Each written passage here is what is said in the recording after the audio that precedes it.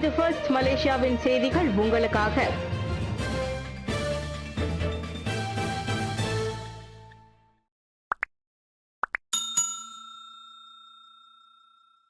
கூகுளுடன் நேற்று வர்ச்சுவல் சந்திப்பை நடத்தினார் அன்வார். பிரதமர் ஸ்ரீ அன்வார் இப்ராஹிம் நேற்று தொழில்நுட்ப நிறுவனமான கூகுளுடன் ஆன்லைன் அல்லது இணைய சந்திப்பை நடத்தினர். அந்த சந்திப்பின் போது விவாதிக்கப்பட்ட விஷயங்கள் குறித்த மேல் விவரங்கள் எதுவும் வெளியிடப்படவில்லை. மலேசியா தொடர்ந்து வெளிநாட்டு முதலீட்டாளர்களின் கவனத்தை பெற்று வருகிறது என மட்டும் பிரதமர் கூறியுள்ளார். பொருளாதார வளர்ச்சியில் நாங்கள் இப்போது கூடுதல் கவனம் செலுத்தி வருகிறோம். அதற்கு ஏற்ப வெளிநாட்டு முதலீட்டாளர்களின் கூடுதல் கவனத்தை நாம் பெறுவதை காண்கிறோம் என பிரதமர் துறையின் மாதாந்திர கூட்டத்தில் உரையாற்றிய போது பிரதமர் குறிப்பிட்டார். அண்மையில் மலேசியாவில் 1050 கோடி ரிங்கிட் முதலீடு செய்ய போவதாக மைக்ரோசாப்ட் நிறுவனம் அறிவித்திருப்பதையும் பிரதமர் சுட்டிக்காட்டினார். அதே சமயம் சவுதி அரேபியாவின் ரியாத் நகருக்கு தனது சமீபத்திய பயணம் குறித்து பகிர்ந்து கொண்ட அன்வார், தனது புதுப்பிக்கக்கூடிய எரிசக்தி நிறுவனத்தின் மூலம் மலேசியாவில் முதலீடு செய்ய அந்நாட்டு அரசாங்கம் உறுதிப்பாட்டை வெளிப்படுத்தி இருப்பதாகவும் சொன்னார். நிலையான அரசியல் சூழல், தெளிவான தலைமைத்துவ கொள்கைகள், அரசாங்க ஊழியர்கள் மற்றும் அரசு நிறுவனங்களின் செயல்திறன் ஆகியவற்றின் அடிப்படையில் மலேசியாவில் முதலீடு செய்ய சவுதி அரேபியா முன்வந்துள்ளதாகவும் பிரதமர் சுட்டிக்காட்டினார். பல ஆண்டுகளாக இபிஎஃப் செலுத்தவில்லையா? பெடலிங் ஜெயாவில் உள்ள பிரபல தனியார் பாலர் பள்ளிக்கு எதிராக குற்றச்சாட்டு. ஸ்லாங்கூர் பெடலிங் ஜெயாவில் உள்ள பிரபல தனியார் பாலர் பள்ளி ஒன்று கடந்த பல ஆண்டுகளாக இபிஎஃப் ஊழியர் சேம நிதியை செலுத்தாமல் தனது ஊழியர்களின் எதிர்கால நலனை புறக்கணித்ததாக குற்றச்சாட்டை எதிர்நோக்கியுள்ளது. ஊழியர் சேம நிதி பங்களிப்பை காரணம் காட்டி ஒவ்வொரு மாதமும் ஊழியரின் சம்பளத்தில் பிடித்தம் செய்யப்பட்ட போதிலும் கடந்த 1 வருடத்திற்கும் மேலாக அந்த பொறுப்பை சம்பந்தப்பட்ட பாலர் பள்ளி நிர்வாகம் நிறைவேற்றவில்லை என சமூக ஊடக பயனர் ஒருவர் குற்றம் சாட்டியுள்ளார். அச்சம்பவம் குறித்து அங்கு வேலை செய்யும் தமக்கு தெரிந்த நபர் ஒருவர் போலீஸ் புகார் செய்துவிட்டார். அங்கு வேலை செய்யும் இதர ஆசிரியர்களும் புகார் செய்துள்ளனர்.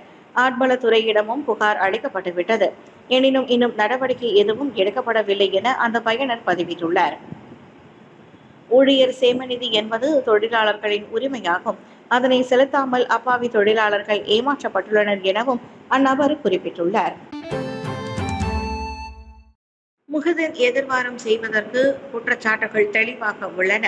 மேல்முறையீடு நீதிமன்றம் தீர்ப்பு. ஜானா விபாவா திட்டம் தொடர்பில் தாம் எதிர்நோக்கியுள்ள அதிகார துஷ்பிரயோகம் தொடர்பான 4 குற்றச்சாட்டுகளில் முன்னாள் பிரதமர் முஹிதீன் யாசின் எதிர்வாதம் செய்வதற்கு தயாராகும்படி மேல்முறையீட்டு நீதிமன்றத்தில் எழுத்துப்பூர்வமாக தெரிவித்திருக்கும் பதிலில் தெரிவித்திருக்கிறது. மலேசிய ஊழல் தடுப்பு ஆணையத்தின் 2009ஆம் ஆண்டு சட்டத்தின் 23வது விதி உட்பிரிவு 1 கீழ் கொண்டுவரப்பட்ட குற்றச்சாட்டில் தெரிவிக்கப்பட்டுள்ள அனைத்து உள்ளடக்கங்களும் போதுமானதாக இருப்பதாக நீதிபதி ஹதாரியா சையத் இஸ்மாயில் சுட்டிக்காட்டினர். எங்களது கண்ணோட்டத்தில் குற்றச்சாட்டுகள் தெளிவாக இருக்கின்றன என நீதிபதி நீதித்துறை இணையதளத்தில் பதிவிட்ட 31 பக்க எழுத்துப்பூர்வமான அறிக்கையில் அவர் தெரிவித்துள்ளார். இதற்கு முன் உயர்நீதிமன்றம் தள்ளுபடி செய்த குற்றச்சாட்டுகளை மீண்டும் கொண்டு வருவதற்கு அரசு தரப்பு செய்த முறையீட்டை கடந்த பிப்ரவரி மாதம் 28ஆம் தேதி ஹடாரியா தலைமையிலான 3 நீதிபதிகள் கொண்ட அப்பீல் நீதிபதி அனுமதித்தது. பிரதமர் மற்றும் பெர்சத்து தலைவர் என்ற முறையில் முஹிதீனுக்கு எதிராக குற்றச்சாட்டு கொண்டு வரப்பட்டது. அரசாங்கத்தின் அதிகாரி என்ற நிலையில் அவருக்கு எதிராக குற்றச்சாட்டு கொண்டு வருவதற்கு இதுவே போதுமான ஒன்று என நீதிபதி ஹடாரியா தமது தீர்ப்பில் தெரிவித்தார். 4 உயர் அதிகாரிகள் கைது. MACCக்கு விவசாய அமைச்சு ஒத்துழைக்கும். கடா எனப்படும் கெமுபு விவசாய மேம்பாட்டு வாரியத்தின் தலைமை நிர்வாகி உட்பட 4 உயர் அதிகாரிகள் கைது செய்யப்பட்டதை விவசாய மற்றும் உணவு உத்தரவாத அமைச்சு கடுமையாக கருதுகிறது. சம்பந்தப்பட்ட அதிகாரிகளுக்கு எதிராக விசாரணை நேர்மையாகவும் வெளிப்படைத்தன்மையாகவும் நடைபெறுவதை உறுதிப்படுத்த விவசாய மற்றும் உணவு உத்தரவாத அமைச்சு MACC அதிகாரிகளுக்கு முழுமையான ஒத்துழைப்பு வழங்கும் என அந்த அமைச்சு வெளியிட்ட அறிக்கையில் தெரிவித்தது. எந்த ஒரு லஞ்ச ஊழலுக்கு எதிரான நடவடிக்கை, அதிகார துஷ்பிரயோகம் போன்ற விவகாரத்தை துடைக்கும் அமலாக்க நிறுவனத்தின் முயற்சி தொடரப்பட வேண்டும் என்பதோடு அனைத்து நிலைகளிலும் அமைச்சு ஒத்துழைப்பு வழங்கும் என்றும் அந்த அறிக்கையில் தெரிவிக்கப்பட்டது. லஞ்சம் கேட்டது மற்றும் அதனை பெற்றது தொடர்பில் அரசாங்க நிறுவனத்தின் 4 அதிகாரிகள் கைது செய்யப்பட்டதோடு அவர்கள் நேற்று முதல் 4 நாட்களுக்கு விசாரணைக்கு உதவும் பொருட்டு தடுத்து வைக்கப்பட்டுள்ளதாக இதற்கு முன் தகவல்கள் வெளியாகின. 1.2 மில்லியன் ரிங்கிட் மதுபானங்கள் பறிமுதல். சுங்கத்துறை அதிகாரிகள் ஏப்ரல் 25ஆம் தேதியன்று ஷாலாமில் உள்ள கிடங்கு ஒன்றில் 1.2 மில்லியன் ரிங்கிட் மதிப்புள்ள மதுபானங்களை பறிமுதல் செய்தனர். தகவல் கிடைக்கப்பெற்றதை தொடர்ந்து ரந்தாவ் பாஞ்சோங் அமலாக்க குழுவினர் சுங்கத்துறையின் அதிரடி பரிசோதனை குழுவுடன் இணைந்து அந்த மதுபானங்களை பறிமுதல் செய்தனர். ஸ்லாங்கோ ஷாலாமில் ஜலான் ஹஜி ஆஸ்மான் கம்புங் பத்து எனாமில் உள்ள கிடங்கில் இரவு மணி 8:30 அளவில் மதுபானங்களை பறிமுதல் செய்ததாக பிளந்தான் சுங்கத்துறையின் இயக்குனர் வான் ஜமால் அப்துல் சலாம் தெரிவித்தார். அந்த சோதனையின் போது மதுபானங்கள் 4 லோரிகளில் ஏற்றப்பட்டிருப்பதாகவும் அண்டை நாட்டிலிருந்து போர்ட்கிலான் துறைமுக வாயிலாக அந்த மதுபானங்கள் கடத்தி வரப்பட்டதாக நேற்று நடைபெற்ற செய்தியாளர் கூட்டத்தில் அவர் கூறினார். சுங்கைலிங்கி நீர் சுத்திகரிப்பு நிலையம் மீண்டும் செயல்பட தொடங்கியது.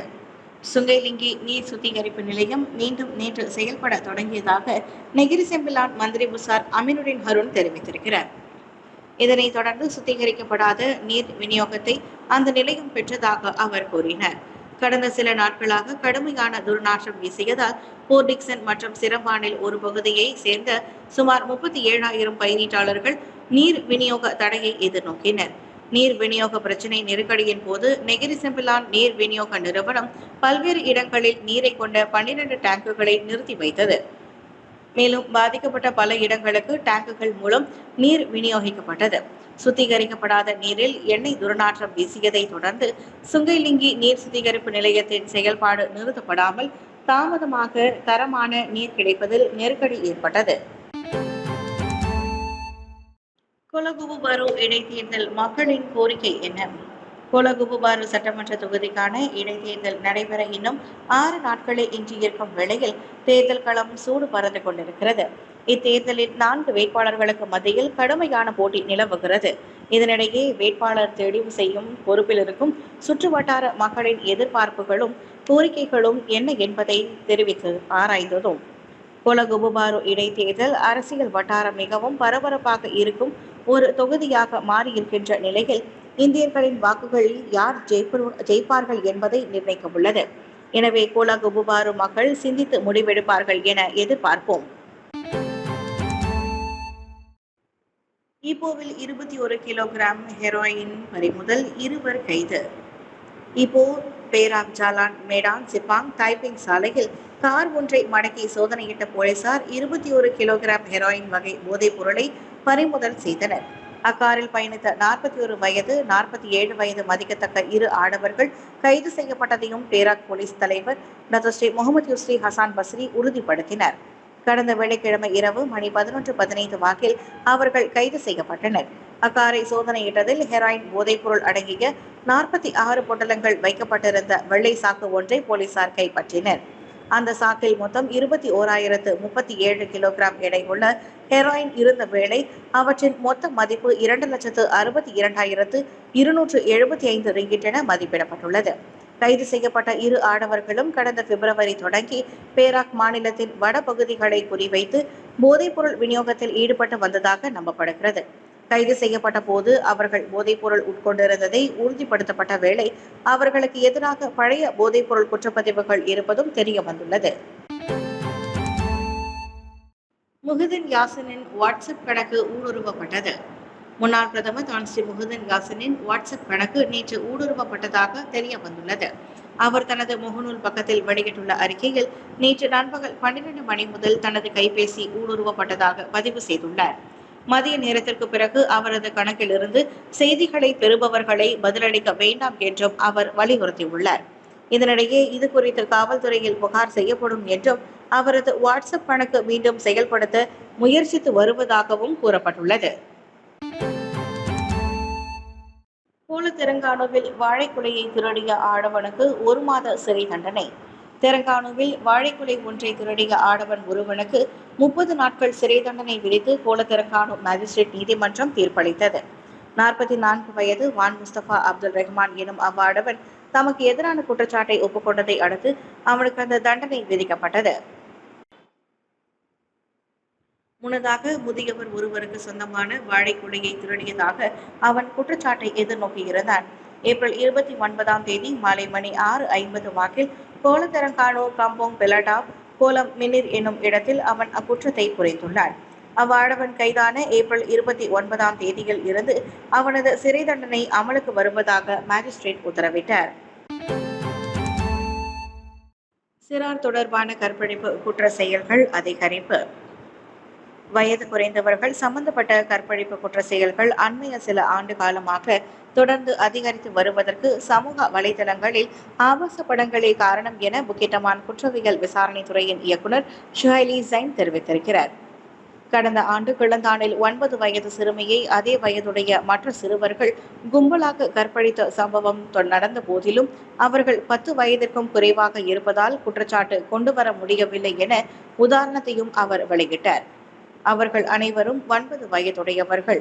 ஒரே வயதாக இருப்பதால் இது இணக்கபூர்வமான நடவடிக்கையாக இருந்தாலும் பாதிக்கப்பட்டது குறைந்த வயதுடைய சிறுமி என்பதால் சட்ட ரீதியில் குற்றமாகும் என ஷுஹைலி ஜைன் செய்தியாளர்களிடம் தெரிவித்தார். ஒரு மாணவனின் அழிப்பான் எனப்படும் எரேசரை கொண்டு துண்டாக அந்த சிறுமி ஆக்கியதால் புதிய எரேசரை வாங்க முடியாத காரணத்தினால் அந்த சிறுமி அவர்களுடன் பாலியல் உறவுக்கு இணக்கம் தெரிவித்திருக்க கூடும் என அவர் கூறினார். புதிய எரேசரை வாங்குவதற்கு அச்சிறுமியிடம் பணம் இல்லை என்பதால் அதற்கு பதிலாக பாலியல் உறவுக்கு அச்சிறுமி இணக்கம் தெரிவித்திருக்கலாம். இந்த விவகாரத்தில் குற்றச்சாட்டு கொண்டு வர முடியாது.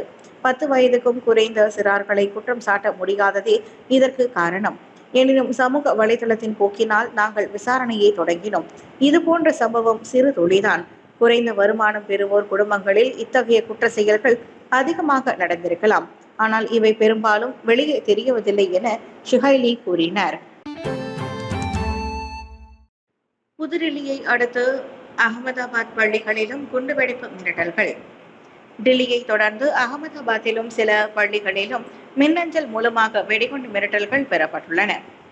பல பள்ளிகளுக்கு குண்டுவெடிப்பு மிரட்டல்கள் மின்னஞ்சல் மூலம் கிடைத்திருப்பதை அகமதாபாத் நகரின் போலீஸ் தலைவர் GS மாலிக் உறுதிப்படுத்தினார். ரஷ்யாவின் சர்வரில் இருந்து பெறப்பட்ட மிரட்டலில் அரபு மொழியில் பள்ளிகளில் வெடிகுண்டு நடைபெறும் என எச்சரிக்கை விடுக்கப்பட்டுள்ளது. அந்த மின்னஞ்சலின் நம்பகத்தன்மை குறித்து தாங்கள் விசாரணை நடத்தி வருவதாக போலீஸ் கமிஷனர் தெரிவித்தார். அகமதாபாத் உட்பட குஜராத்தில் 26 தொகுதிகளிலும் வாக்களிப்பு நடைபெறுவதற்கு ஒரு நாளுக்கு முன்னதாக இந்த மிரட்டல் விடுக்கப்பட்டுள்ளது. இந்த மிரட்டலை தொடர்ந்து வெடிகுண்டு அகற்றும் பிரிவு, சிறப்பு நடவடிக்கை பிரிவு, போலீஸ் சிறப்பு நடவடிக்கை பிரிவு பள்ளிகளின் பாதுகாப்பை உறுதிப்படுத்துவதற்கான நடவடிக்கையை தீவிரப்படுத்தியுள்ளன.